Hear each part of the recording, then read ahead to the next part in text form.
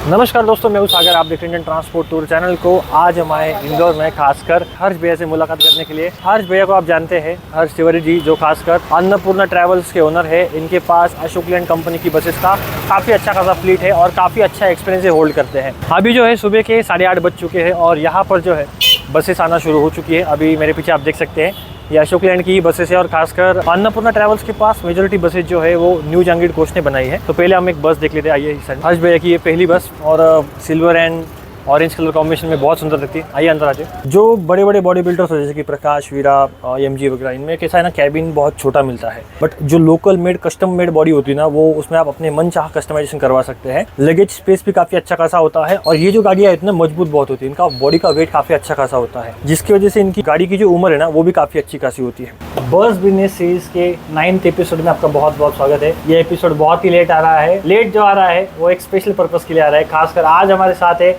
हर्ष भैया, जिनको आप सभी लोग जानते भी हैं। अन्नपूर्णा ट्रैवल्स इंदौर के ये ओनर हैं और इनकी खुद की बस बॉडी बिल्डिंग वर्कशॉप भी है। पिछले एपिसोड में हमने जो इनसे बातें डिस्कस की थी वो आपको बहुत पसंद आई और आपने उस वीडियो के नीचे बहुत से कमेंट लिख डाले कि सागर भाई यार, हर्ष भैया से ये बात आपकी पूछनी रह गई। तो उन्हीं बातों को आज हम कवर करने के लिए आ चुके हैं फिर से इंदौर में। तो हर्ष भैया, सबसे पहले मैं शुरुआत करना चाहूँगा, अभी आपके पास जो अशोक लैंड की गाड़ियाँ हैं, मतलब अभी 1 साल अभी उनको हो चुका है, तो उनका एक्सपीरियंस अभी कैसे जा रहा है? सभी दर्शकों को पहले तो मेरा नमस्कार भैया। एक्सपीरियंस थोड़ा सा बिटर है और वो हमने इस वीडियो के पर्यंत हम लोग उसको ढंग से पॉइंट बाय पॉइंट डिस्कस करेंगे। जी। वो एक वीडियो बनना बहुत ज़्यादा ज़रूरी है और थोड़ा सा अशोक लीलैंड की R&D टीम को, अशोक लीलैंड में काम करने वाले सभी लोगों को मालूम भी पड़ना चाहिए कि वो लोग क्या गलत कर। जी, तो इसके ऊपर एक एपिसोड आने वाला है इसके बाद, तो वो आप ज़रूर देखिएगा। इनके जो अनुभव है, इनके जो पॉइंट्स है, पूरे इस पेज पर लिखे हुए हैं दोस्तों। बहुत अच्छा खासा हमने रिसर्च वर्क करके इसका का जो पार्ट मिला वो बना रहे हैं। काफ़ी खून, काफ़ी पेशेंस, सारी चीजें जल चुकी है, उसके बाद में वो वीडियो बनी है और लगभग वो बहुत बड़ा एपिसोड होने वाला है, तो आप वो जरूर देखिएगा। तो हर्ष भाई, दूसरा सवाल आपसे है कि अभी 2024 में 2024 में अभी कोई नया बंदा जो बस बिजनेस शुरू कर रहा है या बस बिजनेस शुरू करने वाला है, तो उसको कौन सी दिक्कतों का सामना यहाँ पर पड़ सकता है? भैया 2024 के अंदर में जिसको कहना चाहिए कि अगर कोई बस बिजनेस शुरू करने जा रहा है तो उसको अपने ऑप्शंस जो हैं, सारी चीज़ें उसको देख के करनी पड़ेगी। रीज़न बीइंग कि इस साल 2023 और 24 में ज़रूरत से ज़्यादा गाड़ियाँ उठ गई हैं। ज़रूरत से ज़्यादा गाड़ियाँ उठने से ये हुआ है, ये मैं आपको सिंपल सी बात बता रहा हूँ, कोई भी मार्केट के अंदर में अगर आप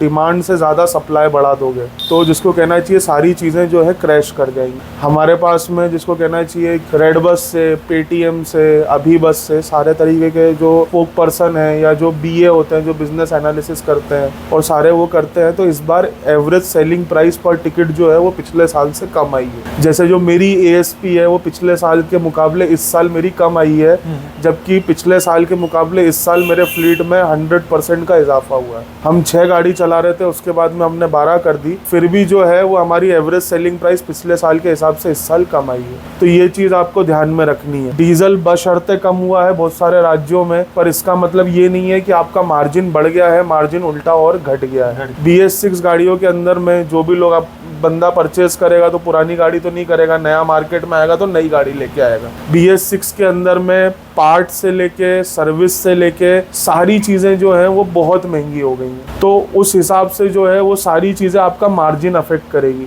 और मैं आपको एक बहुत बेसिक बात बताता हूँ, बहुत कम मार्जिन पे वॉल्यूम बचा नहीं, क्योंकि सब लोग जो है वो वॉल्यूम पे ऑपरेट करने लगेंगे तो मार्जिन कम होगा। बहुत सारा वॉल्यूम आप एकदम से जनरेट नहीं कर पाओगे क्योंकि आप नए आ रहे हो, तो ऐसा तो होगा नहीं कि आप जो हो बहुत सारे टिकट बेच लोगे। होता क्या है भैया, जैसे ये एवरेज सेलिंग प्राइस का जो मैंने गेम बताया, अगर पहले 35 गाड़ियां थी, 35 भर जाती थी, अब उस जगह अगर 60 गाड़ियां हो जाएंगी तो आप भी नॉर्मली क्या करोगे? आपको 9 नंबर स्लीपर चाहिए, आप अन्नपूर्णा में नहीं लोगे, कोई और नई कंपनी जो नई गाड़ी लेके आई है उसमें आप 9 नंबर स्लीपर बुक कर लोगे।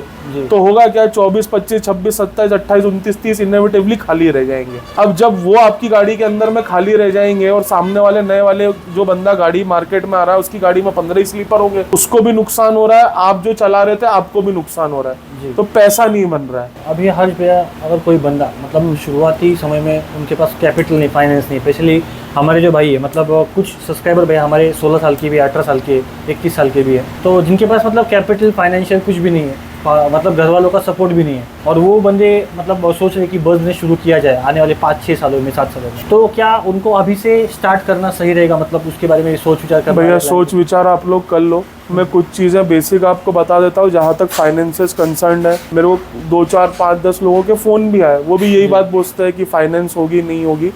भैया सारी बैंक की एक सिंपल सी कंडीशन है, 6 महीने तक आपके नाम पे गाड़ी रजिस्टर्ड होनी चाहिए कोई भी आरटीओ में। अब अगर आपके पास में कैपिटल नहीं है तो आप ये मान के चलो सबसे ज़्यादा बसें जो है वो एनपीए घोषित होती है, नॉन परफॉर्मिंग एसेट।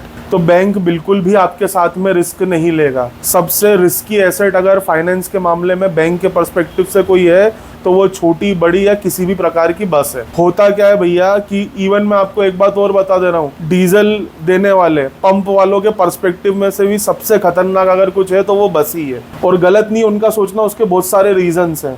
फाइनेंस वाली आपने जैसे बात करी, कोई भी फाइनेंसर जो है अगर आप उसका एक्सपीरियंस नहीं है तो वो आपको बस फाइनेंस नहीं करेगा।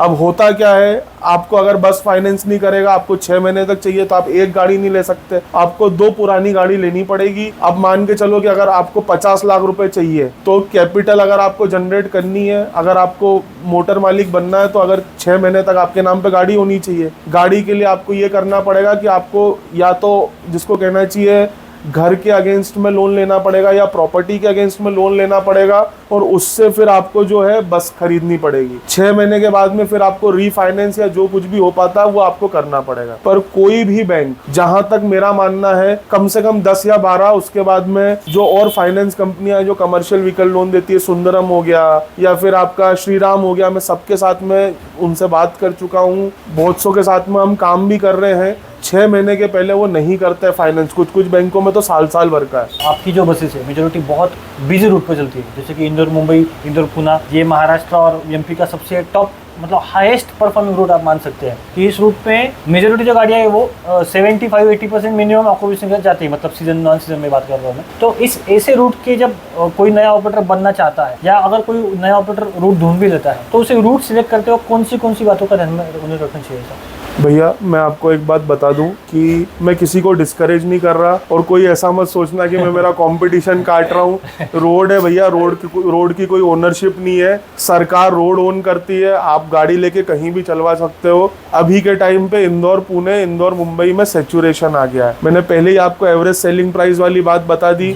आप नए आके बिल्कुल उसके अंदर में काम कर सकते हो, आप रूट भी सिलेक्ट कर सकते हो, सब कुछ कर सकते हो। पर आप ये मान के चलो कि आपको 15 से 20 लाख रुपए रोड पे जलाने पड़ेंगे, उतने का आपका डीजल जलेगा। उसके बाद में आप आपके पैसेंजर तक पहुंच पाओगे, उसके बाद में जो है लोग आपको पहचानना शुरू करेंगे।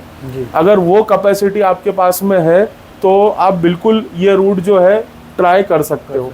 इन रूटों के अंदर में सबसे बड़ा चैलेंज ये है कि आज इंदौर पुणे देखोगे तो उसमें 20 से 22 गाड़ियां या 25 गाड़ियां जो है वो प्राइमो है, मतलब एपेक्स लेवल की सर्विस प्रोवाइड कर रहे हैं। तो कस्टमर की एक्सपेक्टेशन वहां पे आपसे बहुत ज्यादा है। बहुत सारी चीजें हैं जो वहां पे जिसका आपको ध्यान रखना है। दूसरी बात ये हो गई रूट सिलेक्ट करने की। भैया मेरी भी पहली लाइन जो है वो कानपुर है, अच्छा, मुंबई और पुणे नहीं है। होता क्या है, एक तो मैं जैसे कुछ लोगों से बात करता हूं तो वो 1200 किलोमीटर 1500 किलोमीटर के रूट सोचने लगते हैं। नए आते हैं 1500 किलोमीटर का रूट। भैया मैं आपको एक बात बहुत ही सच बता दूं, 650-700 किलोमीटर से ज्यादा अगर आपकी गाड़ी चल रही है और आपका जो फ्लीट साइज है वो 15 से कम है, आपका पैसा नहीं बनेगा। जो भी कमाओगे पूरा मेंटेनेंस के अंदर में जाएगा, गाड़ी का ऑयल तक ठंडा नहीं हो पाएगा।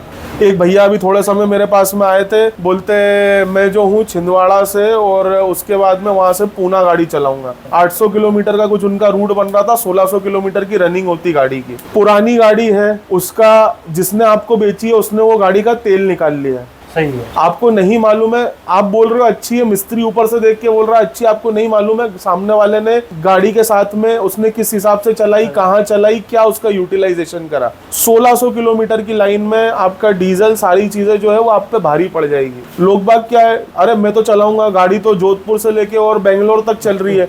सामने वाले का फ्लीट साइज और सामने वाले की कैपेसिटी को क्वेश्चन मत करो, क्योंकि उनका उतना एक्सपीरियंस भी हो चुका है। मतलब मेरे को दिक्कत नहीं है, पर एक बोल भी नहीं रहा हूँ। आपका सोचना बिल्कुल सही है, जो चना है मैं ऐसा चना हूँ कि जो बाहर फोड़ देगा आप फोड़ दोगे। पर पहले देख लो आपका कंपटीशन क्या है। Jakhar travels, MR travels seasoned operator है और इंडिया में एपेक्स क्वालिटी के ऑपरेटर है। अब एसआरएस वीआरएल से आप खुद को कंपेयर कर रहे हो तो आपके पास में उतना इंफ्रास्ट्रक्चर नहीं है, आपके पास में एक्सपीरियंस नहीं है, आपके पास में वैसे बार्गेनिंग चिप्स नहीं है, आपके रोड पे वैसे संबंध नहीं है। जिस रोड पे आपको चलना है वहां पे संबंध बनाने पड़ेंगे। आपके फोन में नंबर होना चाहिए जहां जहां से आपकी गाड़ी जा रही है कि वहां पे कौन कौन सा मिस्त्री अवेलेबल है। आपको टायर तक की दुकान मालूम होनी चाहिए कि भैया ये टायर की दुकान मेरी यहाँ है, मेरी वहां पे है। रात में टायर पंचर होगा तो किससे बनवाओगे। इलेक्ट्रीशियन आपको मालूम होने चाहिए कि यार जोधपुर से बेंगलोर गाड़ी चलाने का आप सपना देख रहे हो, इलेक्ट्रिकल फॉल्ट अगर आपकी गाड़ी में आता तो रात पड़े मिस्त्री नहीं मिलेगा आपको। तार या फ्यूज भी डालना है तो ड्राइवर को समझ में नहीं आएगा। मैंने उनको एक बात बताई, गाड़ी का जो फ्यूज बॉक्स होता है घर के फ्यूज बॉक्स के बराबर होता है और इतने इतने से 15-15 और फ्यूज लगे रहते हैं। एक भी अगर बंद हो गया तो 3-4-5 लाइटें एक बार में बंद होगी। तो आप कैसे कर पाओगे। आप 550 किलोमीटर का, 600 किलोमीटर का ऐसा रूट लो जिसके अंदर में आपको चीजें मालूम हो, जहां पे आपके संबंध हो, जिस रूट पे आपको रात पड़े अगर काम पड़ गया है, अगर कभी खुदा ना खास्ता कोई आपको समस्या है तो आप जा पाओ। फिर उसके बाद में लोग बाग ये बात करते हैं जो ऑपरेटर बनना चाहते, 3-3 स्टेट का टैक्स है, परमिट और टैक्स 3-3 स्टेट का टैक्स है। ऑल इंडिया परमिट लोगे 3 लाख रुपए या 90,000 रुपए क्वार्टरली, 3,60,000 रुपए हो जा रहे हैं। आप समझो तो सही। फिर आपकी गाड़ी चलेगी तो गाड़ी में मेंटेनेंस निकलेगा। साबुन की बट्टी को अगर घिसोगे तो झाग ऑब्वियसली ज्यादा निकलेगा पर बट्टी भी छोटी हो जाएगी। तो ये सारी चीजें अभी मैंने उनको भैया को भी बोला, आप इंदौर छिंदवाड़ा चलाओ ना, पहले छोटे रूट पे ट्राई करो। छोटे रूट पे ट्राई करो भैया। ये बड़े बड़े जो रूट रहते हैं गाड़ियों के अंदर में, उनमें आप क्या समझ रहे हो, जोधपुर से बेंगलोर वाली गाड़ी में 70,000 रुपए का डीजल आ रहा होगा। 3-3, 4-4 पंप के ऊपर में आपकी गाड़ी जा जाके लगेगी और हर जगह डीजल भराया जाएगा। तो वो 70,000 रुपए का रोटेशन आप घुमा लोगे क्या। आप पर्सपेक्टिव आप अपना ब्रॉड देखो। ये पूरा जो है वो मैथ्स का गेम है। आपका मैथ्स अगर सही होगा आप ऑपरेटर बन पाओगे जी, क्योंकि मैथ्स गलत नहीं होता है। मैं 50 बातें आपसे गलत कर सकता हूँ, गणित वहाँ का वहाँ है। कुछ भाई हमसे पूछते हैं कि सागर भाई क्या शुरुआत में ही बस लेना सही रहेगा या पे मैं पहले छोटी गाड़ी शुरुआत की, जैसे कि अभी क्रिस्टा कैब वगैरह जो है, मतलब जैसे कि कॉन्ट्रैक्ट कैरियर सर्विस हम जिसे कहते हैं, किसी ने ऑर्डर दे दी उस गाड़ी पे, उसका उतना पीरियड में गाड़ी चल के वापस आ गई। बट रूट ऑपरेट करना सही रहेगा या कॉन्ट्रैक्ट कैरेज में शुरुआत करनी सही रहेगी। सबका कॉन्ट्रैक्ट कैरेज का एक अलग विजन है। कॉन्ट्रैक्ट कैरेज एक अलग होता है, उसके अंदर में आप स्टैंड पे जाते हो। ऑल इंडिया परमिट की गाड़ी पे आपको प्रावधान ही नहीं है कि आप किसी भी स्टैंड से अपनी गाड़ी भरो। मेरे को एक फाइनेंसर ही थे, हम फाइनेंस की बात कर रहे थे, तो बोले आपने यहाँ एकदम से एक्सपांड कर दिया तो हम आपको गाड़ी नहीं फाइनेंस कर सकते। आपने क्या है छोटी गाड़ी से शुरू नहीं करा, आपने जो है एकदम सीधे बड़ी गाड़ी से शुरू करा। तो मैंने भी उनसे जुमला लेके पूछ लिया, मैंने हाँ भैया मैं साइकिल से स्टार्ट करता। पहले साइकिल रेंट पे देता, फिर ऑटो रेंट पे देता, फिर धीरे धीरे करके ये मूवी नहीं चल रही है ना। अब आप क्या पहले टेम्पो ट्रेवलर चलाओगे तो टेम्पो ट्रेवलर का मार्केट ही अलग होता है, वो पर रुपए किलोमीटर की गाड़ी है, उसकी बुकिंग अलग होती है, वो स्टाफ बस के सेगमेंट में भी आती है। आप शुरुआत बड़ी गाड़ी से ही करो। अगर आपको बड़ी गाड़ी ही चलाना है तो आप अपना जो है क्लैरिटी लेके आओ कि मुझे करना क्या है। ये बात तो बिल्कुल गलत है कि आप छोटी गाड़ी से, मतलब मैं पहले ऑटो चलाता, 3-3 सवारी करके फिर 30 स्लीपर बस खरीदता, वैसा नहीं होता है। ऑटो के इंजन में बस के इंजन में फर्क है, गियर बॉक्स में फर्क है यार। ये ऐसा नहीं है। अगर आपको बड़ी बस चलानी है तो बड़ी ही खरीदनी पड़ेगी। तो ये जो आंसर था ये खासकर उन भाइयों के लिए था कि मुझे हर बार कमेंट करते कि सागर भाई मैं शुरुआत कैसे करूँ, मैं छोटी सी ट्रैवलर ले लूँ या अर्बिनिया ले लूँ।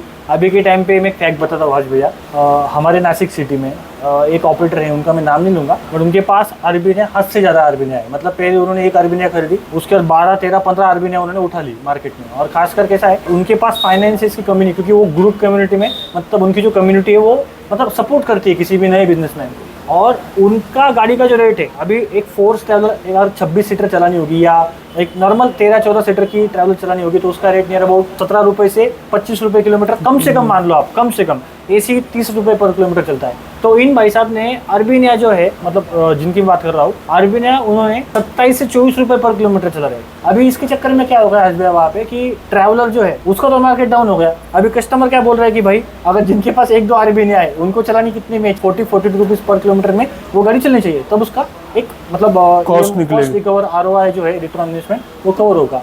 बट इनके चक्कर में क्या हो गया, मार्केट ही पूरा खराब हो गया। मतलब कस्टमर क्या सोचता है, अरे ये बंदा 27 रुपये किलोमीटर दे रहा है तो आप क्यों नहीं दोगे। तो ऐसा ही जो बस बिजनेस में अभी हर जगह बता रहा है कि जो गाड़ियाँ बढ़ रही है बट कस्टमर उतने की उतने रह गए हैं। कि ऐसा कोई कंपटीशन नहीं काट रहा है। मैंने भी बहुत कंपटीशन में गाड़ियां डाली है, पूना के अंदर, बम्बई के अंदर, ये है वो है, पर मैं आपको एक बात बस बता दूं कि अपना एवरेज सेलिंग प्राइस आपको खुद कैलकुलेट करना है कि आप सही में, जिसको कहना चाहिए कि धंधा बना रहे हो कि नहीं बना रहे हो जी। क्योंकि भैया मैं आपको एक सिंपल सी बातें बता देता हूँ, ये बात बहुत क्रिस्टल क्लियर है कि मेरी किस्त जो है वो मुझे ही भरनी है, आपकी किस्त आपको ही भरनी है जी। और दूसरी बात ये भी है कि कोई आपकी किस्त नहीं भर सकता, कोई आपकी डीजल की उधारी नहीं चुका पाएगा, वो आपको ही चुकानी है। और दूसरा क्या होता है भैया, मैं तो सिंपल सी बात मैं अपने स्टाफ को भी बोलता हूँ, 4 ट्रिप अगर आपकी खराब होती है, 4 दिन 5 दिन से ज्यादा का समय आजकल किसी ऑपरेटर के पास नहीं बचा है। जिसके पास में 50 गाड़ी है उसकी 4 ट्रिप मतलब 200 ट्रिप हो गई, 25 इंटू मल्टीप्लाइड बाय 4 उसकी 100 ट्रिप। मेरे पास में 12 गाड़ी है, मेरी तो 8 ही गिनता हूँ मैं जी। 8 ट्रिप अगर मेरी खराब होगी तो मैं पटिए पे आ जाऊंगा। मोटर लाइन में ऐसा होता है भैया कि दूसरे के सामने वाले के माल की इन्वेंट्री होती है। आप परचून की दुकान लेके खोल के बैठ जाओगे, 50 लाख रुपए का सामान लाओगे, अंदर दुकान में सेफ है, आज नहीं तो कल बिक जाएगा। बस लाइन में, मोटर लाइन में, ट्रक लाइन में ये होता है, डीजल जो है हवा हो जाता है, गाड़ी तो चलनी है, खुशबू भी नहीं आएगी। जो पैसा जल रहा है ना दोस्तों, इसमें पैसा जलाना पड़ता है। और हरीश भैया ने पिछली वीडियो में कहा था कि बस बिजनेस एक ऐसा बिजनेस है कि जिसमें खुद का घर जलाकर तमाशा देखना पड़ता है। ये मतलब इनका सिग्नेचर डायलॉग था और ये सच बात भी है, क्योंकि जिसे बताया भैया ने कि 4 दिन भी अगर गाड़ी मतलब थोड़ी भी खाली जा रही है तो इससे डायरेक्टली आपके प्रॉफिट पे और आपका जो मार्जिन है उस पर फर्क पड़ जाता है। भैया लोगों का पर्सपेक्टिव है ना, 3-3 हजार के, 3.5-3 हजार के पूना के अंदर में टिकट बिक रहे हैं। हर्ष भैया, बाकी ऑपरेटर जो है, नाम नहीं लूंगा, वो पूना और मुंबई में ये तो कमा रहे हैं, ये ऐसा कर रहे हैं, वो कर रहे। अभी पिछले 3 दिन का बता दे रहा हूँ, 12-12 सवारी पे भैया गाड़ी छूटी है। आने जाने में 36 सवारी का नुकसान है मेरे को, पर डे जो है 25,000 रुपए का नुकसान हुआ है। और 3 शेड्यूल में 25,000 का नुकसान, 75,000 रुपए का नुकसान, मतलब 4 दिन के अंदर में 75,000 मल्टीप्लाइड बाय 4 कितना हो गया भैया? थोड़ा मैथ्स मेरा भी कमजोर हो गया है। मैथ्स की बात आज बहुत हो गई है।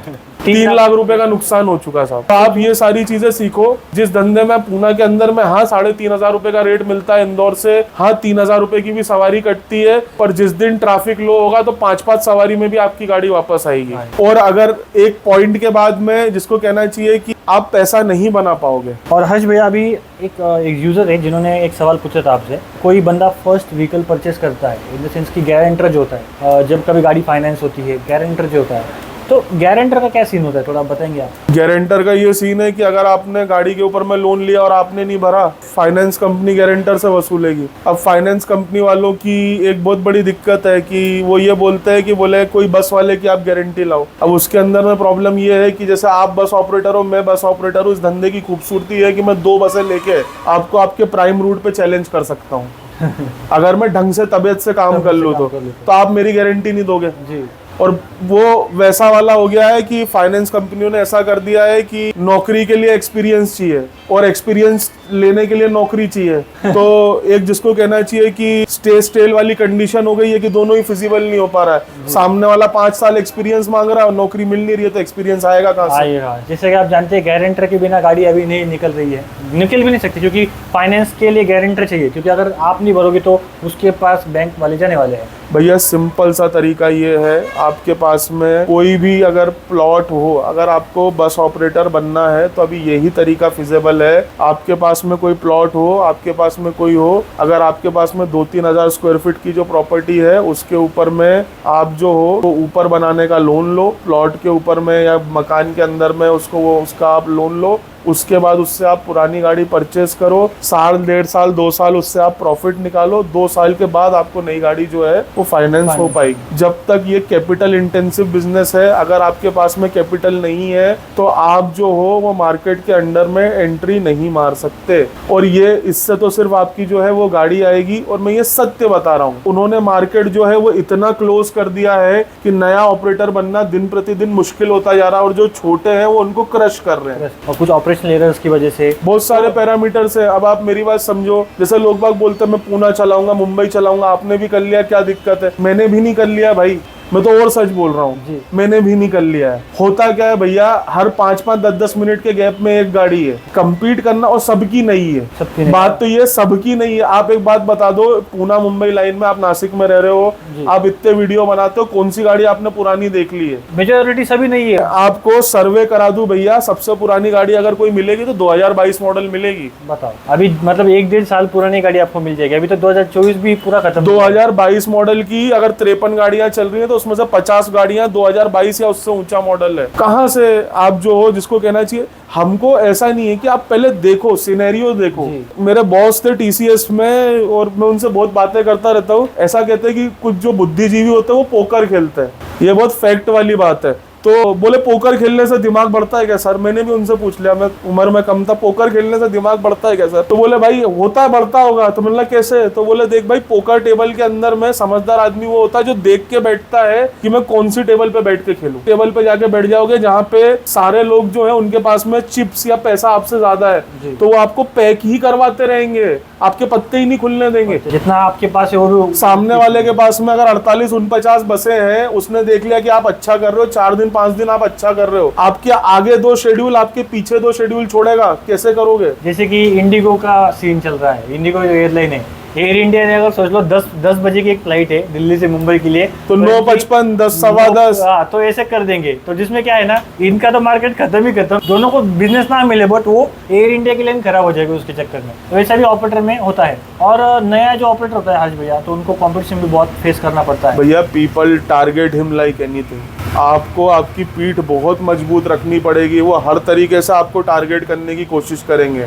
आपके पास में कोई नया ऑपरेटर होता है, उसके पास में पैसा नहीं होता। वो मेरे पास में, जैसे ये एक ऑफिस है, एक ऑफिस आगे था, हमने उसको भी जो है, आपके पास में ऑनलाइन बिजनेस की संभावना है, उनके पास में 5-5, 6-6 ऑफिस हैं। ऑफलाइन मार्केट में ज़्यादा, ऑफलाइन मार्केट में उनके पास सवारी चल के आती है, बस स्टैंड पे उनका बंदा बैठा है, बस नहीं जाती है तो उनके पास में टेम्पो ट्रेवलर है, सारी चीजें हैं, उनके पास में इंफ्रास्ट्रक्चर है, आपके पास में आप अकेले हो। पहले एनालाइज करो, सारी चीजें देखो। एकदम से आप कूद जाओगे, फिर आप बाहर हो जाओगे, उसके बाद में आप कोसोगे खुद को भी, अपने आप को भी। और मैं एक बात बताऊं आपको भैया, अंदर आना तो ठीक है, आ गए, अगर कभी बाहर गलती से हो जाते हो ना, ये यूपीएससी जैसा हो गया कि लाइफ में साला पीछे मुड़ के देखा 6 साल बर्बाद हो गया। कहीं के नहीं रहोगे। तो ये भी एक डार्क रियलिटी है बस बिजनेस की। हर्ष भाई, अभी हमारे एक यूजर ने सवाल पूछा है आपसे कि जो बस का फाइनेंस होता है, अभी बॉडी का एक अलग फाइनेंस होता है और चेसिस का अलग फाइनेंस होता है। और बस जैसे कि आपने बताया कि एनपी है, कि नॉन परफॉर्मिंग एसेट है, तो चेसिस के ऊपर फाइनेंस हो जाता है, पर क्या बस बॉडी के ऊपर भी फाइनेंस होता है आज भैया? 2 लोन नंबर बनते हैं, एक ही लोन होता है, उसके 2 लोन नंबर बनते हैं, एक बॉडी का, एक चेसिस का जी। अब आप मोस्टली ये होता है नए ऑपरेटर को, वो लोग क्या करते हैं, सिर्फ चेसिस फाइनेंस करते हैं, बॉडी में फाइनेंस नहीं करेंगे। अगर आप चेसिस फाइनेंस करा लोगे तो 25 लाख रुपए घर का कैपिटल लगा के आप बॉडी बनाओगे। तो नए बंदे को वो सिर्फ ये करते हैं कि हम लोग सिर्फ आपको चेसिस फाइनेंस करेंगे, बॉडी फाइनेंस नहीं करेंगे। अगर बस की किस्तें नहीं भर पाते कुछ लोग, और 3-4 किस्तें बाउंस होने के बाद सीजर लोग जो होते हैं, खींचने के लिए गाड़ी जमा करने के लिए आ जाते हैं, तो वो सिर्फ चेसिस की प्राइस कैलकुलेट करते हैं, ना कि बॉडी की। ऐसा मैंने सुना है आपसे। ऐसा नहीं है। अगर आपने बॉडी के ऊपर में, मान लो मुझे बॉडी के ऊपर में अगर 18 लाख रुपए का लोन हुआ है और 7 लाख रुपए लगा के आपने 7 लाख रुपए जो पर्सनल फंड्स अगर बॉडी बिल्डर को दिए हैं, तो सामने वाले का जो लोन अमाउंट है दोनों को मिला के 30 लाख का चेचिस और 18 लाख रुपए की बॉडी, तो 48 लाख रुपए वो आपसे वसूलेगा। अब वो उसके अंदर में यही है कि 7 लाख रुपए का जो सामान है, एसी होता 5 लाख रुपए का, और बाकी जो है गद्दे वद्दे और ये सब आप निकाल लोगे। अगर सीज करेगा तो वो तो 48 लाख रुपए उसका पैसा पूरा निकालेगा। या जो भी किस्त का आपकी जो अमाउंट है, अगर गाड़ी सीज होती है तो जितनी, मान लो आपकी 25 लाख रुपए की किस्त बची हुई है, तो 25 मतलब जो बाकी का बचा हुआ सामान है वो आप निकालो, बाकी तो गाड़ी तो वो लेके जाएगा। बस भैया, जो बस बॉडी की वैल्यू होती है, मतलब जब आप मार्केट में गाड़ी को बेचते हैं, समझ लो फॉर एग्जांपल 8-10 साल 6 साल पुरानी गाड़ी है, जो खरीदने वाला है वो खासकर चीज़ की वैल्यू ज़्यादा पकड़ता है एज कम्पेयर टू बस बॉडी, क्योंकि बस बॉडी अपने हिसाब से कस्टमाइज अपन बनवाते हैं, बट सामने वाले की नज़र में उसकी वैल्यू बहुत ही कम होती है। भैया मेरे हिसाब से तो बॉडी जैसे खुद से बनवाओ और अच्छी बनवाओ, तबीयत से बॉडी बनवाओ, उसके बाद में क्या करो, चेसिस ही चाहिए सामने वाले को, चेसिस और बॉडी दोनों अलग अलग कर लो, वही बॉडी जो है उसके बाद में उसके अंदर में बहुत सारा, जिसको कहना चाहिए, अगर आपकी बॉडी अच्छी है और आपने पहले बहुत अच्छा पैसा खर्च कर रखा है, तो वो बॉडी आपके दूसरे नए चेसिस पे चढ़ा लो। चेसिस नंबर होता है, इंजन नंबर होता है, बॉडी का कोई नंबर थोड़ी होता है। समझ रहे हो आप मेरी बात? बॉडी तो घर की ईंटों की तरह है कि प्लॉट के ऊपर में आप ईंटें फिर से पुरानी वाली भी अगर आपकी साबुत है, आपने कहीं सागवान की लकड़ी अगर के दरवाजे बनवा रखे पुराने घर में, तो नए घर में लगा लो। तो एक बात है कि अगर आपको मतलब फाइनेंस करवाना है तो बॉडी एंड चेसिस पे फाइनेंस होता है, बट नए बंदे के लिए चेसिस पे फाइनेंस होगा, बॉडी पे फाइनेंस बॉडी पे बहुत मुश्किल है। तो ऐसा कुछ ऑफर दे देंगे आपको, चेसिस पे फुल फाइनेंस और एसी के 5 लाख रुपए दे देंगे, बॉडी फाइनेंस नहीं करेंगे। और हर्ष भैया अभी मार्केट में 4 नई गाड़ियाँ आई है। आइशर की 6019 फुल्ली बिल्ट वोल्वो से बॉडी बनकर आती है। एमजी की ग्लाइडर्स भी आती है, भारत बेंज के साथ उनका टाइप है ग्लाइडर्स प्लस नाम से। टाटा की मार्को पोलो मैग्ना आती है और अशोक लैंड के पास ऑयस्टर भी है, मतलब वो अभी आने के टाइम पे है। बट ये जो गाड़ी है ये फुल्ली बिल्ट होकर आती है कंपनी से, तो इनका फाइनेंस का सिस्टम मतलब पूरी गाड़ी पे फाइनेंस होता है, मतलब चेसिस बॉडी दोनों का मिलकर फाइनेंस होता है। तो ये गाड़ी खरीदनी सही रहेगी या अपने हिसाब से बनाना सही रहेगा? कॉस्टिंग का ही फर्क देखो ना भैया, मैंने वही बोला, सिंपल मैथ्स के अलावा कुछ नहीं है। 30 लाख का चेसिस, 37.5 लाख का चेसिस अशोक लीलैंड का, 26 लाख रुपए की बॉडी, 63,50,000 रुपए हो रहे हैं। अब वो आइशर की जो वॉल्वो से बन के आ रही गाड़ी वो कितने रुपए की है? 70-75 लाख की गाड़ी आराम से। 75 लाख की गाड़ी है, 12 लाख रुपए ये है, फिर उसके बाद में 12 लाख रुपए पे ब्याज,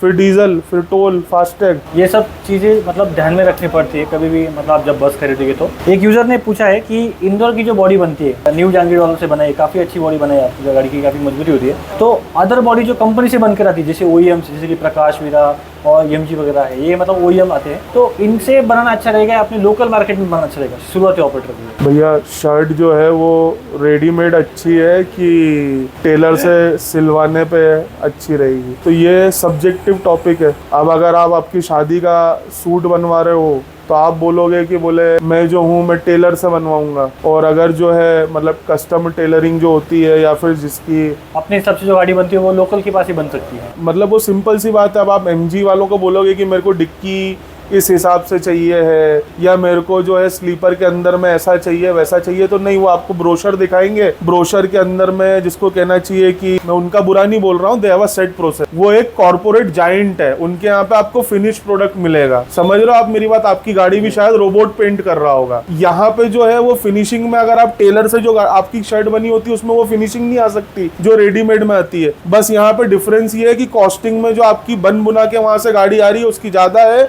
और जो आप इंदौर में गाड़ी बनवा लोगे या राजस्थान में या उदयपुर में कहीं भी बनवाओगे उसकी कॉस्टिंग थोड़ी सी कम आएगी। और प्रॉब्लम ये है कि बहुत सारी चीजें जो है वो अब जैसे MG के जो सूंड वाले, हम उसको सूंड बोलते हैं, जो आपका रियर व्यू मिरर है उसके अंदर में वो इलेक्ट्रॉनिकली एडजस्टेबल है, तो वो चीज जो है वो आपका बॉडी बिल्डर कभी भी नहीं कर पाएगा। उसके पास में उसकी सप्लाई चेन नहीं है, उसके पास में वैसी मशीनें नहीं है, या वो कैलिब्रेशन नहीं कर पाएगा। वो गाड़ी वहां से आएगी तो ये कैसा है कि एक बिल्डर ने आपको घर बना के दिया, वो बीरा MG और वो सारी चीजें, तो सारी चीजें टॉप नॉच होगी, अपने आप काम करेगी। अगर आपने आपका घर खुद से बनाया तो वो वर्क इन प्रोग्रेस है, 4-5 महीने बाद में आप बोलोगे कि वाह क्या बना। आपके बनाए हुए घर की वैल्यू ऑब्वियसली ज्यादा है जी, मतलब कस्टमाइजेशन आपके हिसाब से होगा, मटेरियल भी आपके हिसाब से होगा। और खासकर हर्ष भैया की एक बात बताना चाहता हूँ मैं, इनकी जो अपनी अन्नपूर्णा ट्रैवल्स की बस का वीडियो आपने देखा होगा, तो हर्ष भैया ने पूरे चुन चुन के मटेरियल डाला है उसमें, मतलब जैसे कि वोल्वो के लाइट्स हो गए, हेडलाइट्स वोल्वो के ओरिजिनल मंगवाए थे, तो मतलब सामने वाला वो उसके पास में, भैया अब आप मेरी बात समझो, आपका बॉडी बिल्डर जो है वो 3 महीने में 20 गाड़ी बनाता है, वो 3 महीने में 2000 गाड़ियां बनाता है, तो वो मास मैन्युफैक्चरिंग और सारी चीजें करता है, उस व्यवस्था के हिसाब से चलता है। तो आप वहाँ खड़े होके ये नहीं बोल सकते। दूसरा क्या है कि जिसको कहना चाहिए कि वो बार बार अपना मटेरियल नहीं बदल सकते, क्योंकि वो बल्क में खरीदते हैं। सब कुछ प्री डिसाइड होता है, मतलब कि इसका लेंथ विड्थ इतना ही होगा, कैप ऐसा ही होगा, डिजाइन ऐसा ही होगा, तो ये MG का जैसा है। बट अगर किसी को कस्टमाइजेशन कुछ कराना होगा तो इसे लोकल बॉडी बिल्डर के पास ही जाना पड़ेगा। और हर्ष भैया, एक यूजर ने हमें पूछा है कि बस बिजनेस के साथ साथ एक्स्ट्रा अर्निंग सोर्सेज क्या क्या होते हैं बस ऑपरेटर के? भैया जो लगेज पार्सल का काम कर रहे हैं वो गलत है। मोटर व्हीकल अधिनियम में ये लिखा हुआ है, आप जो हो बस के अंदर में लगेज पार्सल का काम मत करो। अगर आप करते हो तो वो आपको आगे ना पीछे वो बहुत भारी पड़ेगा। अगर कोई चालान आता है आपके पास में तो आप उसको कहीं भी चैलेंज नहीं कर सकते हो। पैसेंजर गाड़ी, कमर्शियल व्हीकल के 2 सेगमेंट होते हैं, एक होता है पैसेंजर और एक होता है जिसमें आप लोड कैरी करते हो। तो सारी चीज़ें उसी के हिसाब से वो विधिवत बनी है। अगर आप वो कर रहे हो या कोई भी गलती कर रहा है या मैं भी कर रहा हूँ तो सरकार के पास में अधिकार है और उसके अधिनियम बने हुए हैं। अब आप एक्स्ट्रा इनकम की बात कर रहे हो, बस बिजनेस में एक्स्ट्रा इनकम क्या है? 30 में से 80% ऑक्यूपेंसी पे गाड़ी चलती है, 24 सीट पे, तो 30 बेचो। सर्विस को उतना अच्छा करो कि लोग बाग जो हैं उसको चूज करने में सकुचाए नहीं। दूसरा भैया एक बहुत इंपॉर्टेंट बात है, ये मेरी रिक्वेस्ट पैसेंजर्स से, देखिए आपको कुछ चीजें समझना बहुत जरूरी है। ये बात भैया आपके थ्रू माध्यम से मैं पहुंचाना चाहता हूँ। कोई भी ऑपरेटर का किसी भी OTA एजेंट से, OTA मतलब online travel agent, red bus, अभी बस, पेटीएम और ऐसी कुछ 150 से 200 साइट है और ये सबके अलग अलग क्लस्टर हैं। जैसे मेक माई ट्रिप हो गया, गो आईबीबो हो गया, ये सब रेड बस के उसमें आती है। इसका API रेड बस है। पेटीएम की भी कुछ होंगी, अभी बस की भी कुछ होंगी। इनसे जो भी पेमेंट है वो मेरे पास में 7 दिन में आता है। ये ऑल ओवर इंडिया सेम है। ऑल ओवर इंडिया अगर 3000 भी ऑपरेटर होंगे तो सबका पेमेंट जो है 7 दिन में आएगा, कमीशन कटने के बाद में। बुक माई शो से अगर थिएटर वाला टिकट बुक कर रहा है तो उसके पास में वो पैसा 7 दिन बाद आएगा। अगर किसी कारणवश कोई भी गाड़ी कैंसिल होती है तो उसका एक प्रोसेस है, हम यहाँ से जो है मेल लिखते हैं, टिकट कैंसिलेशन यहाँ से हमारे सिस्टम से देने के बाद में 24 घंटे उनका लीड टाइम है, वो आपके पास में वापस आएगा। तो कुछ कुछ कस्टमर जो है, मैक्सिमम तो नहीं, बहुत से कस्टमर ये बोलते हैं कि हमारा पैसा हाथों हाथ लौटाओ। मेरे पास में या किसी भी ऑपरेटर के पास में आपका वो पैसा नहीं है। एक सेट प्रोसेस है। आप जो पैसा दे रहे हो उस पर GST जब गवर्नमेंट के पास में पहुंच जाएगा, GST की उसकी हाथों हाथ फाइलिंग होती है। उसके बाद में आपका जो GST पहुंचने के बाद में कस्टमर जो है, आपका जो पैसा है वो आपको वापस जाएगा जी। दूसरी एक बात आपको बहुत ज्यादा समझने की जरूरी है। मान लो मेरी गाड़ी में 45,000 रुपए की सवारी हुई थी, आज मेरी गाड़ी खराब हो गई, कैंसिल हो गई। 45,000 रुपए पे 5% जो GST है वो गवर्नमेंट के पास में चला गया। गवर्नमेंट वो वापस नहीं करेगी क्योंकि टिकट काटा है। अब काटने के बाद में जितने भी OTA एजेंट है, आपको तो पूरा पैसा वापस चाहिए। आपका 1200 रुपए का टिकट था तो आप 60 रुपए गवर्नमेंट के पास जो चले गए, तो वो 5% तो आप जो आपको तो वो भी वापस चाहिए क्योंकि आपने जर्नी नहीं करी। आपका पर्सपेक्टिव बिल्कुल सही है। 50,000 रुपए की अगर कोई गाड़ी के अंदर में बुकिंग होती है तो वो 5% जो गवर्नमेंट को गया वो भी ऑपरेटर अपनी जेब से भरता है। मतलब 50,000 की गाड़ी पे 2500 रुपए जो है वो मेरी जेब से जा रहे हैं। तो भैया जब तक बड़ी समस्या नहीं होती है कोई भी ऑपरेटर गाड़ी कैंसिल नहीं करता है। उसकी कुछ दिक्कतें रही होंगी, कुछ मूलभूत समस्याएं रही होंगी, इसी वजह से वो गाड़ी जो है वो कैंसिल हुई है। ठीक है। दूसरी बात मैं बहुत सारे कस्टमरों को ये समझाने की कोशिश करता हूँ, ये दूसरी बात है भैया, वो बहुत इंपॉर्टेंट है। मान लो इंदौर से मेरी गाड़ी निकली, मेरे साथ में ये हुआ, मालेगांव में जाके वो गाड़ी फेल हो गई। ठीक है। उसके पीछे मेरी 3 गाड़ियां थी, मैंने लोगों को उसमें शिफ्ट करा और उसके बाद में मैंने लोगों का पैसा वापस करा, कैंसिलेशन दिया, जो कुछ भी करा। कुछ लोगों का ये कहना था अभी हाथों हाथ मालेगांव के अंदर में गाड़ी लेके आओ और हम लोगों को यहाँ से लेके जाओ। बस ऑपरेटर के पर्सपेक्टिव में मुझे नहीं मालूम कि कोई ऑपरेटर आपसे क्या बात कर रहा है, सब्स्टिट्यूट की बात कर रहा है। सब्स्टिट्यूट या तो इंदौर में होगा या पूना में होगा। अगर कोई गाड़ी फ्री खड़ी होगी, उसमें सवारियां नहीं हुई होंगी या कुछ भी होगा, या एक्स्ट्रा में स्पेयर में खड़ी है, तो या तो इंदौर में खड़ी होगी या पूना के अंदर में खड़ी होगी। दोनों तरफ से मालेगांव जो है वो 300-300 किलोमीटर दूर है। सेंटर पॉइंट है।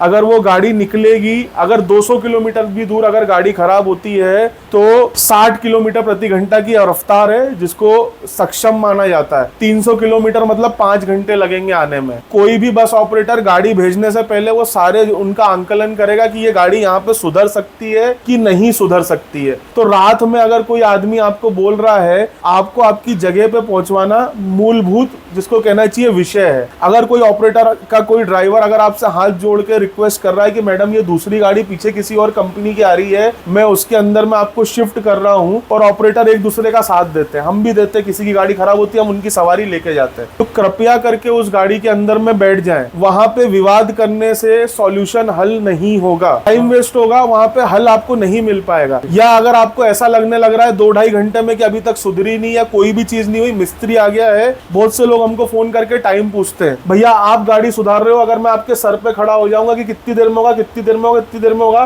तो अगर आधे घंटे में सुधार पाओगे तो 2 घंटे हो जाएंगे। मास्टर अगर आपके सर पे खड़ा होके आपके एग्जाम में अगर आप पेपर लिखोगे तो आपका पेपर 200% खराब होगा। इन्विजिलेटर को ये इंस्ट्रक्शन रहता है बच्चे के सर के ऊपर मत खड़े होना जब वो पेपर लिख रहा है। तीसरी बात भैया ये है कि रेस्ट ऑफ हाइजीन की कंप्लेन आती है, वो मैं बहुत समय से रेड बस से बात कर रहा हूँ कि ये ऑपरेटर का जो है वो जिसको कहना चाहिए कि ये ऑपरेटर की बकेट में नहीं आना चाहिए। लोगों को मिसकंसेप्शन है कि मैं उसको कंट्रोल करता हूँ। आप ढाबा चला रहे हो, वो आपका व्यापार है, समझ लो आप मेरी बात। लोग बाग बोलते हैं किस जगह पे गाड़ी रोकी, जिसके वॉशरूम साफ होंगे there would be a added cost. अगर मैं अपने ही ऑफिस में कोई बंदा रखूंगा जो हाउस कीपिंग का काम करेगा तो मेरे को उसको महीने के 10-1 हजार रुपए देने पड़ेंगे। अब कोई एक वॉशरूम है किसी के पास में, किसी को 25 वॉशरूम मेंटेन करवाने या कोई भी चीज करनी है तो उसके पास में अगर वो बंदे रखेगा 3 तो 10,000 रुपए से 30,000 रुपए महीना होते हैं। तो वहां पे चाय जो है ना वो 20 रुपए की आपको मिलेगी।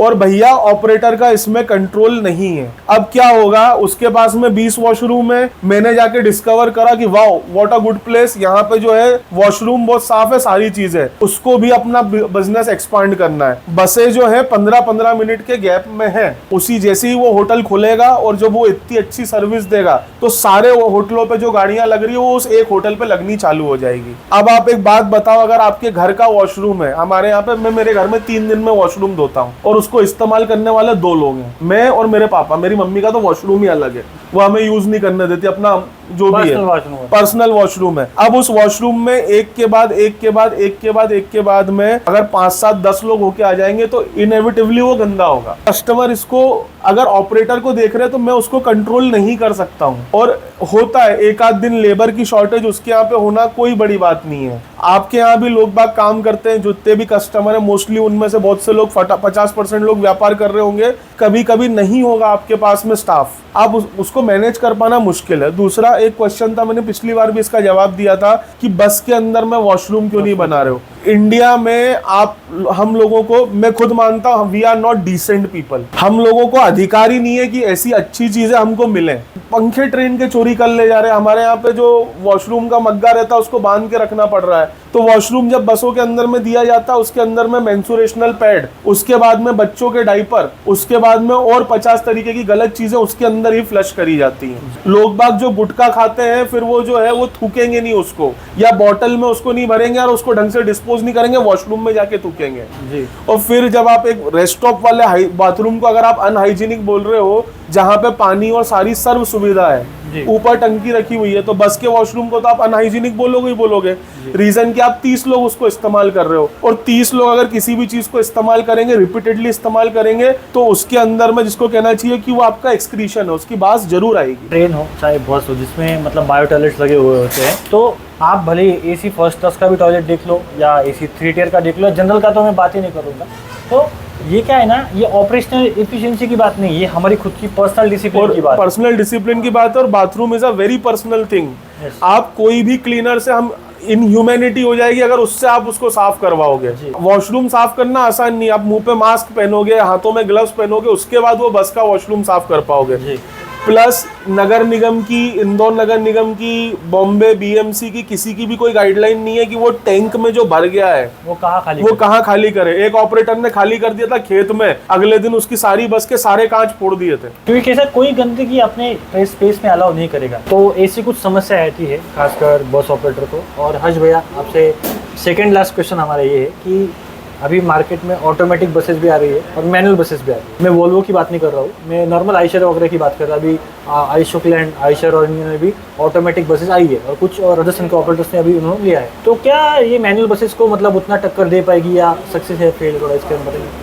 ऑटोमेटिक बसों के अंदर में फिर वही है कि ड्राइवरों को ट्रेनिंग दो कि इंजन ब्रेकिंग कैसे यूज़ होती है। जो बंदे सालों से मैनुअल गाड़ियां चला रहे हैं, मैनुअल गाड़ी के अंदर में वो क्या करता है कि बस में ब्रेक लगाने का भी एक तरीका होता है। अब आपकी कार की तरीके से आप बस के अंदर ब्रेक नहीं लगा सकते, बस में इंजन ब्रेकिंग होती है। अब इंजन ब्रेकिंग कैसे करते हैं, आपकी गाड़ी जो है 70 की स्पीड पे चल रही है तो सामने वाला गाड़ी को न्यूट्रल में लेने के आने के बाद में उसमें चौथा गियर डालता है। इंजन के आरपीएम बढ़ते हैं पर जिसको गियर छोटा लगा हुआ है तो उस वजह से जो है गाड़ी के अंदर में उसके बाद में लाइनर पे ब्रेक दबाए जाते हैं और कंट्रोल करा जाता है। आप ले आओ, आप ऑटोमेटिक ले आओ, आप कुछ और तरीके का काम ले आओ, पर ड्राइवरों को ट्रेनिंग देना बहुत ज़्यादा ज़रूरी है। ऑटोमेटिक गाड़ियों के अंदर में ड्राइवर को फीचर यूज़ करने आने चाहिए। सारी गाड़ियों में क्रूज कंट्रोल आ रहा है, मेरा तो सवाल ये है कि कितने ड्राइवर उसको सही में अच्छे से यूज़ कर पा रहे हैं। मैंने मेरे एक ड्राइवर को समझाया कि इसकी क्या आवश्यकता है, तो मैंने बोला कि भाई इससे आपका शरीर खराब नहीं होगा, क्रूज कंट्रोल आपके 20 साल 25 साल लगातार गाड़ी चला रहे हो तो शायद 30 चला पाओ।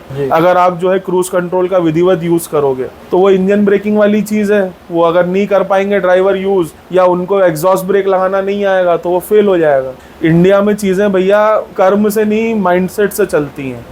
वही है कि नहीं कर पाया यूज सही समय पे और उसके बाद में ओवरटेक के समय में भी ये होता है, वो बंदा क्या करता है कि नीचे वाला गियर डालता है, तीसरा गियर डालता है, फिर ओवरटेक करता है, तो सामने वाला अगर ऑटोमेटिक में प्लस माइनस जिसको कहना चाहिए गियर अप डाउन करना ढंग से नहीं सीख पाया या उसको सही समय पे ऑटोमेटिक से मैनुअल पे स्विच करके प्लस माइनस यूज करना नहीं सीख पाया तो एक्सीडेंट हो जाएंगे। तो ये एक दिक्कत है।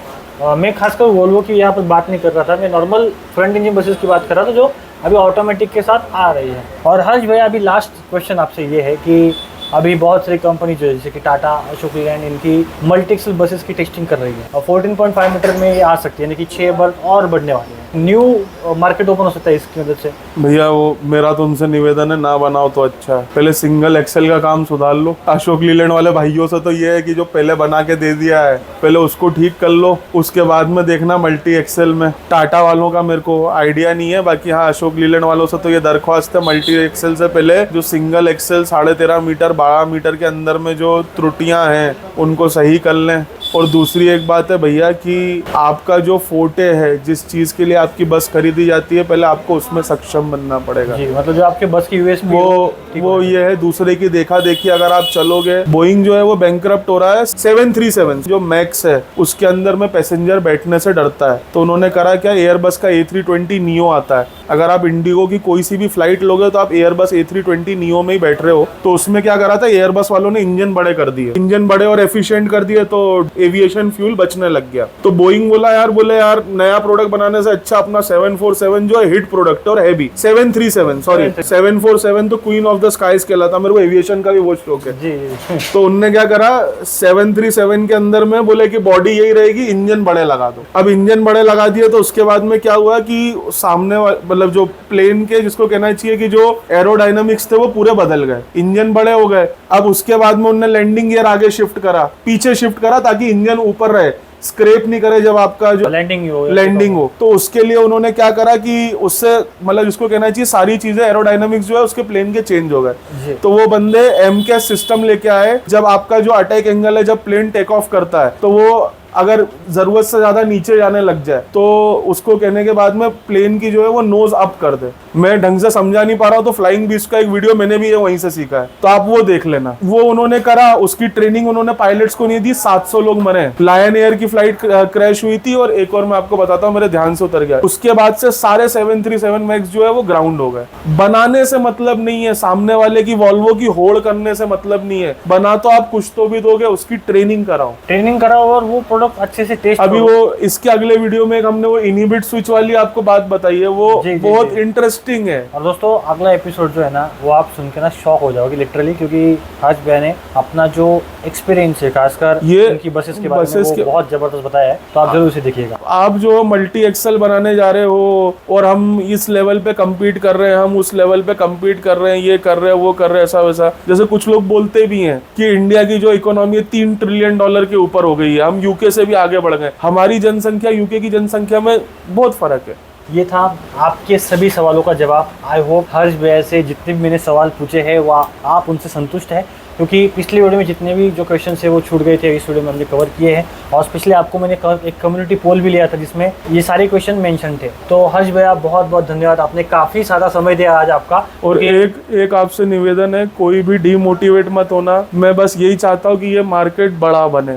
आप लोग बिल्कुल आओ, ये सदाबहार का व्यापार है, लोग इसमें से कम हो रहे हैं। ऑपरेटरों के बच्चे जो है वो यहाँ पे आके ऑपरेटर नहीं बन रहे हैं, उससे बहुत सारे लॉसेस भी हो रहे हैं। तो हमको मतलब इसके अंदर में जरूरत है कि नए से नए लोग आए और उनका पर्सपेक्टिव ब्रॉड होता जाए। और जिसको एक कहना चाहिए कि दूसरी कंट्रीज में, यूएस में, कनाडा में, जिसको कहना चाहिए ट्रांसपोर्टेशन इंडस्ट्री इतना पैसा है उसके अंदर में, और उसका रीजन ये है कि पढ़ लिख के लोग यहाँ पे आ रहे हैं। From IT to bus operator, ये जर्नी था हर्ष भैया का। वीडियो देखने के लिए बहुत बहुत शुक्रिया। और दोस्तों अगर आप किसी और ऑपरेटर से मिल सकते कमेंट करके जरूर बता दीजिएगा हर्ष भैया के आंसर आपको किस लगे, इसके बारे में आप कमेंट जरूर लिख सकते हैं। दोस्तों फिर मिलते हैं किसी अच्छी वीडियो के साथ, तब तक के लिए जय हिंद, जय भारत।